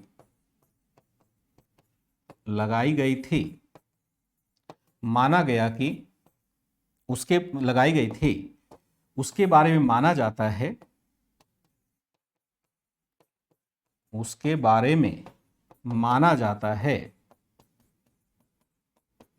है कि यह ग्रीज किससे बनाई, पैकेट में जो ग्रीज लगाई गई थी उसके बारे में माना जाता है इसमें गाय तथा सूअर की चर्बी को मिलाया गया था। सूअर की चर्बी मतलब फैट होता है, चर्बी को मिलाया गया था जो क्या होता है, जो परीक्षण से सही भी साबित हुआ। परीक्षण से सही साबित हुआ। ठीक है, एक बार लिखेंगे फिर इसका विश्लेषण करेंगे। तात्कालिक कारण क्या है? विद्रोह का तात्कालिक कारण चर्बी वाले कारतूस की घटना थी। वस्तुतः ब्रिटिश सेना में पुराने ब्राउन बेस बंदूक के स्थान पर नई एनफील्ड राइफल को प्रयोग में लाने की शुरुआत की हुई थी जो अपेक्षाकृत अधिक उन्नत और कार्यकुशल था। हालांकि एनफील्ड राइफल के कारतूस को कागज के एक पैकेट में रखा गया था। इस पैकेट में जो ग्रीज लगाई गई थी उसके बारे में माना जाता है कि इसमें गाय तथा सूअर की चर्बी को मिलाया गया था जो परीक्षण से सही भी साबित होता है। एक ऐसा बंदूक लाया गया जो अधिक कार्यकुशल था। सेना में यह परिवर्तन होता रहता है। आप देखते हैं कि भारतीय सेना में बहुत सारी बंदूक का प्रयोग किया जाता है। अभी एक नया बंदूक जो अमेठी के, उत्तर प्रदेश में अमेठी है ना, अमेठी के कारखाने में अमेठी में एक बंदूक कारखाना लगाया गया है। कोई बच्चा करंट अगर पढ़ता होगा तो उसको याद आ जाएगा कि मैं किस बंदूक की बात कर रहा हूँ। भारत सरकार ने पहले बहुत दिनों तक यूज किया जो 303 राइफल हुआ करता था। 303 राइफल हुआ करता था, उसमें 6-7 गोलियां एक साथ लगती थी। बहुत बुरा पोजीशन हुआ, उससे निशाना लगाना बड़ा मुश्किल था। कभी कभी बैरल फटने की गुंजाइश उसकी रहती थी और बहुत भारी होता था, 10 से 12 किलो वजन होता था। फिर यहाँ पर एक कोलैबोरेशन होता है और AK-47 जैसे जब अत्याधुनिक ऑटोमेटिक हथियार आने लगे तो उनको भी सेना में शामिल किया गया। फिर हम क्या देखते हैं कि सेना ने अपना भी बंदूक बनाया जिसको हम इंसास राइफल कहते हैं। इंसास राइफल सेना को दिया गया, या खास करके जो पारामिलिट्री फोर्स है, सेना को तो नहीं दिया गया, पारामिलिट्री फोर्स को इंसास राइफल भी दिया गया, लेकिन वह भी बहुत कारगर नहीं हुआ। एक नए बंदूक को इंट्रोड्यूस किया गया है जो अपेक्षाकृत हल्का है, ऑटोमेटिक है और फायरिंग में सटीक निशाना लगा सकता है। तो सेना और पुलिस प्रशासन के लिए ऐसे नए नए इक्विपमेंट आते रहते हैं, या कोई बड़ी बात नहीं। तो ब्रिटिश सेना ने भी ऐसे नए हथियार को यहाँ पर नए हथियार को हम क्या करते हैं, यहाँ पर इंट्रोड्यूस किया। जैसा हथियार अगर देखें पुराने और नए वाले में तो आपको इस प्रकार से दिखाई देगा। जैसे हम पुराने हथियार को देखते हैं तो यह एक तरह से अलग टाइप से ही हथियार बना होता था। इसमें कोई गोली वैसा नहीं लगता था जैसे अभी हम ऑटोमेटिक हथियार में मैगजीन वगैरह देखते हैं, तो वैसा नहीं लगता है। बल्कि यहाँ पर आप देखेंगे इसके साथ एक ये रॉड भी जुड़ा रहता है।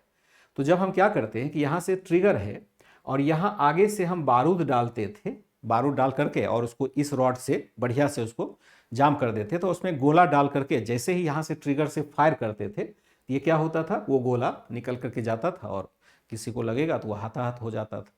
इसको ब्राउन बेस राइफल कहते थे। और ये पुराने ज़माने के जो तोप टेक्नोलॉजी था ना, तोप का टेक्नोलॉजी भी यही हुआ करता था, उसी का समझिए एक छोटा भाग है। लेकिन जब आगे डेवलपमेंट होता है तो यहाँ पर हम क्या देखते हैं कि इसके जगह पर एनफील्ड राइफल को इंट्रोड्यूस किया जाता है। एनफील्ड राइफल को यहाँ पर, ये पुराना ही बंदूक है जो ब्राउन बेस है। फिर हम क्या देखते हैं कि नए एनफील्ड राइफल को यहाँ पर इंट्रोड्यूस किया जाता है जो अपेक्षाकृत बेहतर है।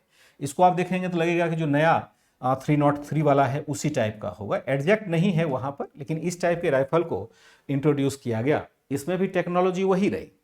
अब क्या है कि गोली जो हम काटते हैं इसके लिए जो चिकनाई बनाए रखने के लिए एक अलग अलग पैकेट में एक एक कारतूस रखा गया।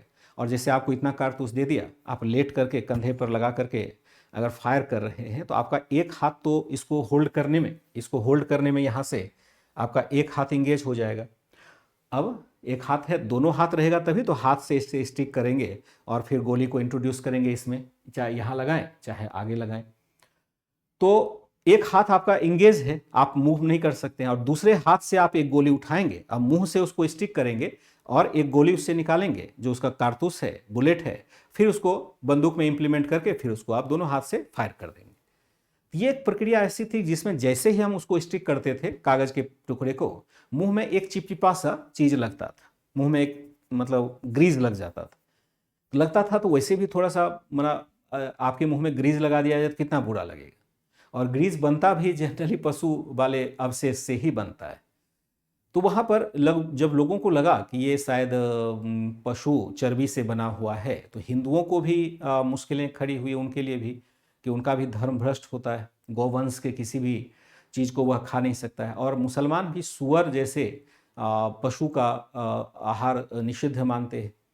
तो यहाँ हिंदू और मुस्लिम दोनों के लिए यह लगा कि शायद यह कारतूस बाल जो है हमारे धर्म को भ्रष्ट करने के लिए लाया गया है, क्योंकि सैनिकों को इस बात का पहले से एहसास था कि ब्रिटिश जो है हमारे धर्म को भ्रष्ट करने का काम कर ही रही है।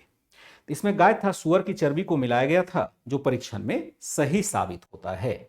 इस वजह से हम क्या देखते हैं, बिल्कुल आपने सही कहा शिवम, कि AK-203 राइफल यहां पर इंट्रोड्यूस किया जा रहा है भारतीय सेना के लिए किया गया है।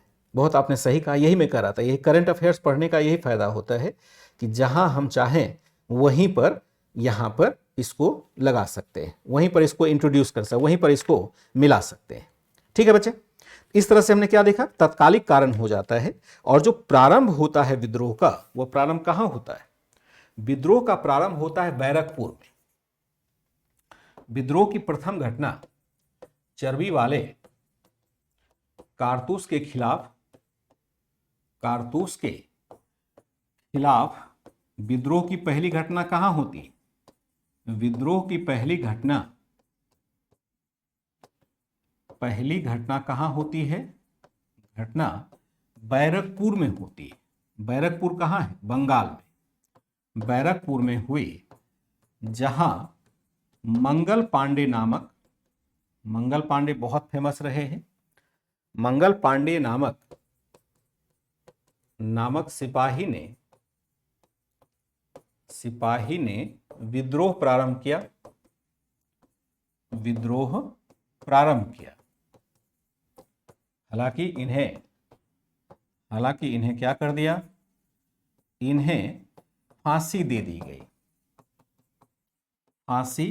दी गई, यानी मृत्युदंड दे दी गई। आगे विद्रोह का विस्तार मेरठ में होता है। आगे 10 मई 1857 तक विद्रोह का विकास कहां होता है? का विस्तार मेरठ में हो गया। मेरठ दिल्ली के बिल्कुल पास में है। विस्तार मेरठ में हुआ, जहां बंगाल तोप जो बंगाल तोपखाने का मुख्यालय। जो क्या था, बंगाल तोपखाने का मुख्यालय था, आर्टिलरी का मुख्यालय था। यहां सबसे अधिक सेना भी था और सबसे अधिक यहां पर हथियार भी था, मुख्यालय था। 10 मई 1857 तक बंगाल के तोपखाने का मुख्यालय मेरठ था। अभी नया नया ट्रांसफर ही हुआ था, लॉर्ड डलहौजी के द्वारा ही ट्रांसफर किया गया था। वहां पर विद्रोह की शुरुआत होती है, यानी बंगाल से यह विद्रोह निकल करके उत्तर प्रदेश आ जाता है। उत्तर प्रदेश आने का एक कारण है कि आप उत्तर प्रदेश में देखेंगे जो किसान, उत्तर प्रदेश के सिपाही सबसे अधिक हुआ करते थे ब्रिटिश सेना में। मतलब मोस्टली आपको देखेंगे तो 1 लाख के आसपास जो विद्रोही सिपाही है उसमें से 95% तक उत्तर प्रदेश के ही सिपाही थे। तो ये लोग यहाँ पर जब विद्रोह करते हैं तो इसमें एक एकता का भाव आता है, जाति के आधार पर भी, धर्म के आधार पर भी। प्रायः जो ऊंचे वर्ग के लोग हैं उनके घरों से सेना में लोग गए हुए थे और ये थोड़े से खेतीहर परिवार से भी बिलोंग करते थे। जो सैनिक है वो असल में उनके परिवारजन जो है वो खेतीहर यानी किसान है। अभी भी हम देखते हैं कि बहुत सारे सैनिकों के परिवार किसान ही। किसानों की समस्या से वो सेना के जवान भी थोड़े से प्रभावित होते ही हैं। उस समय भी यही स्थिति थी। तो जब अवध के क्षेत्र में खास करके कई ऐसे फैक्टर आते हैं, जैसे कि अवध के नवाब से गद्दी छीन लेना, उसका राज्य मिला लेना, उससे भी वहाँ के लोगों को असंतोष उत्पन्न होता है। फिर हम देखते हैं वहाँ के किसान त्रस्त हो रहे हैं, लगातार उनके ऊपर टैक्स बढ़ता जा रहा है। फिर सेना में अगर इस टाइप की बातें आए कि आपके धर्म को भी भ्रष्ट किया जा रहा है, तो सहन शक्ति की एक सीमा होती है।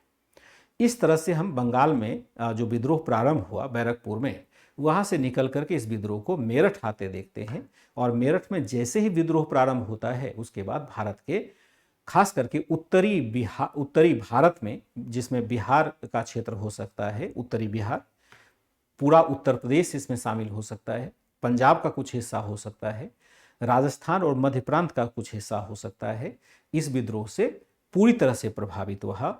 लगभग ब्रिटिश सेना के 1.5 लाख सिपाही इस विद्रोह में शामिल थे। 1.5 लाख विद्रोह सिपाही शामिल थे और इन सिपाहियों को सपोर्ट आम आदमियों से मिला हुआ था और जो देसी रियासत के शासक थे उनकी सेना भी इनके साथ जुड़ी हुई थी। कुल मिलाकर के एक ठीक ठाक सैन्य शक्ति भारतीयों की बन गई थी, लेकिन कई ऐसे कारक रहे जिसकी वजह से यह विद्रोह सफल नहीं रह पाता है और फाइनली हम पराजित हो जाते हैं। इसमें एक कारण हो सकता है कि ब्रिटिशों की ताकत बहुत अधिक थी। ठीक है, इस तरह से हम क्या देखते हैं कि यहाँ पर बहुत अधिक विद्रोह फैलता है, बहुत बड़ा विद्रोह यहाँ पर हो जाता है। आज के क्लास को 1.5 घंटे ही रखना पड़ेगा क्योंकि फिर एक क्लास शाम को 6 बजे होती है उसके लिए। तो थोड़ी देर में क्लास को बंद करेंगे, इसको जरा कंक्लूड कर लेते हैं, फिर क्लास को आज यही बंद कर देंगे क्योंकि 6 बजे एक आंसर राइटिंग की क्लास होती है तो उसमें भी जाना पड़ेगा, उसके भी PDF वगैरह को निकालना पड़ता है। तो मुझे लगता है कि आज के बजाय अगर मैं कल इस पर क्वेश्चन दूँ तो ज़्यादा व्यवहारिक होगा इसमें, क्योंकि एक ही डायमेंशन से अभी क्वेश्चन हमारा बन पाएगा कि 1857 के विद्रोह के क्या कारण थे। केवल यही डायमेंशन यहाँ पर बन पाएगा, दूसरा डायमेंशन नहीं बनेगा। तो इसलिए यहाँ पर आज प्रश्न नहीं लेंगे, कल प्रश्न ले लेंगे। लेकिन यहाँ पर एक चीज और जोड़ सकते हैं कि विद्रोह की शुरुआत सिपाहियों के द्वारा ही क्यों हुई। एक पॉइंट तो अभी डिस्कस हो गया कि मान लो कि सिपाहियों को चर्बी वाले कारतूस से थोड़ी शिकायत थी, लेकिन केवल चर्बी वाले कारतूस के आधार पर इतना बड़ा विद्रोह तो नहीं हो सकता है, सिपाहियों के अन्य असंतोष भी जरूर रहे होंगे। तो यह पॉइंट भी यहाँ पर डाल सकते हैं कि विद्रोह की शुरुआत सिपाहियों के द्वारा ही क्यों की जाती है। तो ये 2-4 पॉइंट में इसको डिस्कस कर देंगे, फिर क्लास को एंड कर देंगे। फिर जो कल की क्लास है जैसे चलती है वैसे चलती रहेगी, कल की क्लास को उतना ही ले पाएंगे। कभी जरूरत हुई तो क्लास को थोड़ा बढ़ा भी देंगे। यहाँ थे विद्रोह की शुरुआत सिपाहियों के द्वारा क्यों की गई। विद्रोह की शुरुआत ब्रिटिश सिपाहियों द्वारा ही की गई, ब्रिटिश सेना के सिपाहियों द्वारा ही की गई, सिपाहियों द्वारा ही की गई। इसके पीछे अनेक कारण थे, इसके पीछे उपरोक्त के अलावा अन्य कई कारण थे। इसके पीछे उपरोक्त के अलावा अन्य कई कारण थे। जैसे हम देखते हैं, उदाहरण ले लेंगे, कौन कौन से कारण रहे होंगे, एक एग्जाम्पल ले लेते हैं। यहां हम क्या देखते हैं, पहला तो हमने देखा चर्बी वाले कारतूस की घटना है। उससे पहले अगर देखें तो भारतीय सैनिकों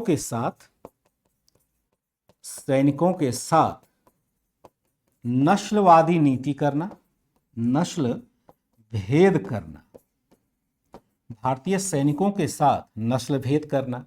फिर हम क्या देखते हैं, भारतीय सैनिकों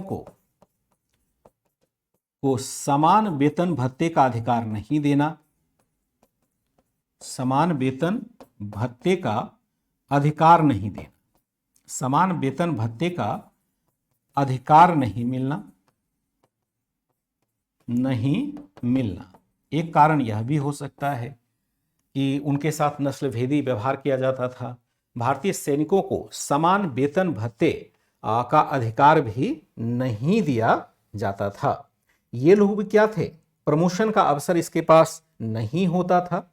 या आप कह सकते हैं इनके साथ क्या होता है, भारतीय सैनिकों के साथ धर्म भेद करना, सैनिकों के साथ धर्म भेद करना। इसमें आप जोड़ सकते हैं 1856 का समुद्र पार जाने वाला कानून, समुद्र पार जाने वाला कानून भी यहां पर डाल सकते हैं। एक कानून बनाया गया जिसमें कहा गया कि सभी सैनिकों को जरूरत पड़ने के लिए कहीं भी सेवा के लिए लगाया जा सकता है, चाहे समुद्र के इस पार हो उस पार हो। जनरली समुद्र पार को हम मलेच्छ देश मानते थे, वहां जाते हैं तो हमारा धर्म भ्रष्ट हो जाता है, हमारा चरित्र भ्रष्ट हो जाता है। ऐसा भारत में एक परंपरा बनी हुई थी, क्योंकि समुद्र के बारे में हमें बहुत अधिक जानकारी थी नहीं, इसलिए ऐसा था। तो भारतीय सैनिकों के साथ धर्म भेद होता था, यह भी एक फैक्टर है। दूसरा है कि भारतीय सैनिक किसान परिवार से संबद्ध थे, किसान परिवार से संबद्ध थे, परिवार से संबद्ध होते थे। भारतीय सैनिक किसान परिवार से संबद्ध होते थे, अतः किसानों के शोषण से ये भी प्रभावित होते थे, शोषण से ये भी प्रभावित होते थे, किसानों के शोषण से ये भी प्रभावित होते थे। भारतीय सैनिकों के साथ नस्ल भेद होता था, भारतीय सैनिकों को समान वेतन भत्ते का अधिकार नहीं मिलता था, भारतीय सैनिकों के साथ धर्म भेद होता था, समुद्र पार जाने वाला कानून के संदर्भ में समझे। भारतीय सैनिक किसान परिवार से संबद्ध होते थे, अतः किसानों के शोषण से ये भी प्रभावित होते थे। एक तरह से ये वर्दीधारी किसान ही थे, प्रभावित होते थे। एक प्रकार से क्या थे, एक प्रकार से सैनिक भी क्या था, सैनिक भी वर्दीधारी किसान ही था, वर्दीधारी किसान ही था। हमारे इस बैच में भी बहुत सारे बच्चे सैनिक सेना में हैं। अगर वो किसान परिवार से बिलोंग करते हैं, प्रायः करते ही हैं, मैंने भी देखा है कि प्रायः जो बच्चे होते हैं आर्मी में जाते हैं वो किसान परिवार से जरूर बिलोंग करते हैं। तो किसानों की समस्या से तो वो भी प्रभावित होते ही हैं। अभी हमने एक घटना देखी थी, हालांकि वो घटना से इसका परिप्रेक्ष्य तो नहीं बनता है, लेकिन हम एक समझ सकते हैं। जैसे एक अभिनेत्री हैं, अब तो सांसद भी हैं, कंगना रनावत, हिमाचल प्रदेश के मंडी लोकसभा से उन्होंने अभी इलेक्शन जीता है। तो वो आ रही थी, तो उनके ऊपर एक महिला कांस्टेबल थी, उन्होंने अटैक कर दिया था, यानी उन पर हमला करने की कोशिश की थी। और महिला कांस्टेबल जब हमला कर रही थी तो वो चिल्ला रही थी कि मैंने कंगना को इसलिए हिट करने की कोशिश की। उसने किसानों के खिलाफ एक बयान दिया था कि किसान मूवमेंट जो चल रहा है उसमें पैसे लेकर के किसानों के परिवार के लोग आते हैं। तो चूंकि उसकी भी माँ वहाँ पर जाती थी वैसे प्रदर्शन में, तो उनको बड़ा बुरा लगा कि उसकी माँ तो ईमानदार है और बिना पैसा लिए जाती है, तो भला कैसे ऐसा इल्ज़ाम लगाया जा सकता। वो अपने आप को मतलब कंट्रोल नहीं कर पाई, या हो सकता है उसके पीछे और भी एजेंडा हो, उसमें मैं नहीं जाऊँगा कि सही है कि गलत है। लेकिन जो तर्क दिया गया वो यही दिखाता है कि किसानों की समस्या से जो आर्मी है वह भी प्रभावित होता ही होता है, पहले भी और अब भी होता है। तो अगर आप लोगों ने न्यूज़ सुना होगा तभी आप जान पाएंगे, नहीं तो ये सब चीज़ें आपके ऊपर की बात हो जाएगी। एक प्रकार से सैनिक भी वर्दीधारी किसान ही होते थे, वर्दीधारी किसान ही होते थे। फिर हम क्या देखते हैं कि इनके एक तरह से धार्मिक अधिकार का भी हनन होता था। इनको सैनिकों को परंपरागत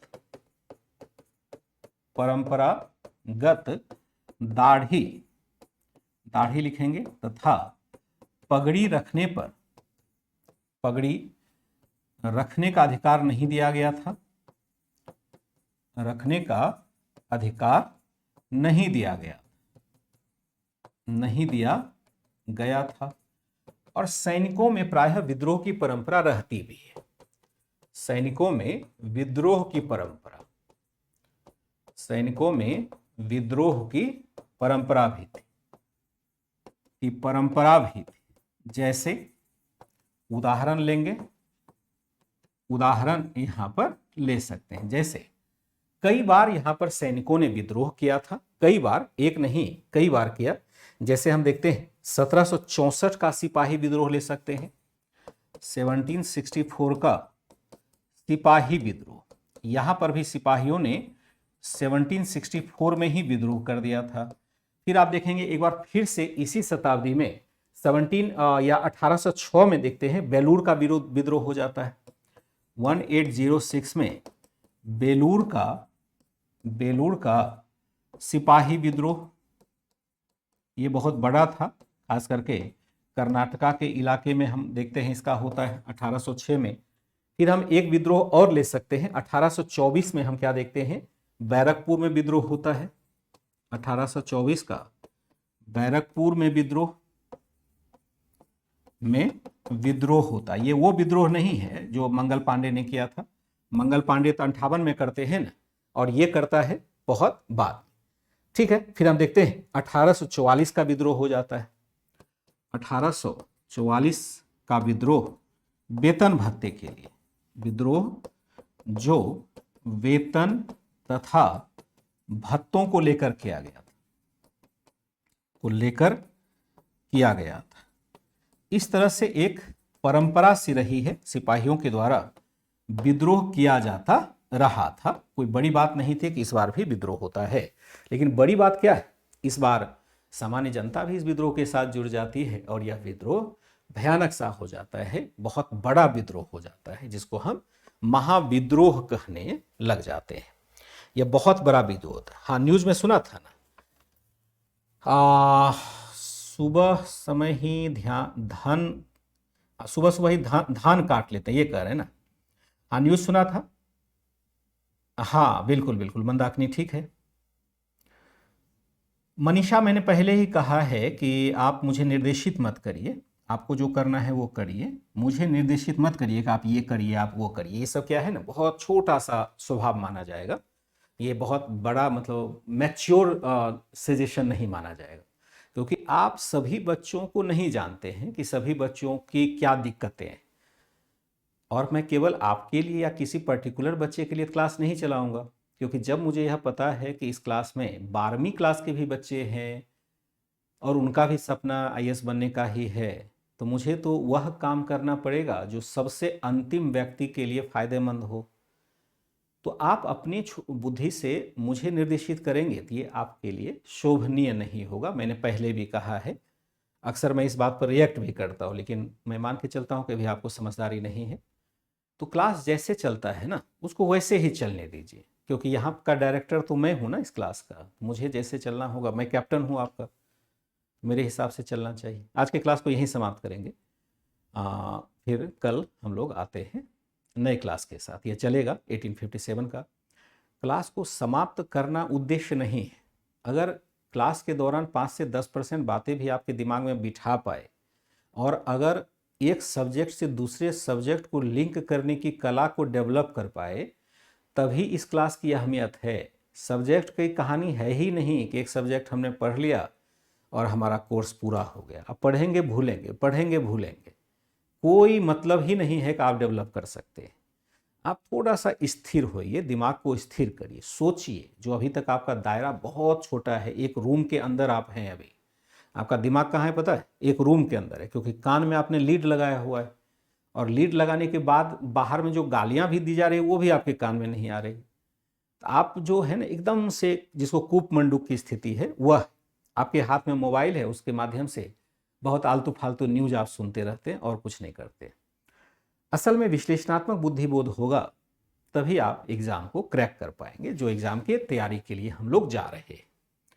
ठीक है, मैं आशा करता हूं कि मेरी कड़वी मीठी बातों को आप ध्यान से रखेंगे, क्योंकि जो उचित होगा वही करूंगा, ये तो प्रण मैंने किया है ना। जो आपके लिए उचित होगा वह करना हमारे लिए मजबूरी है। चल,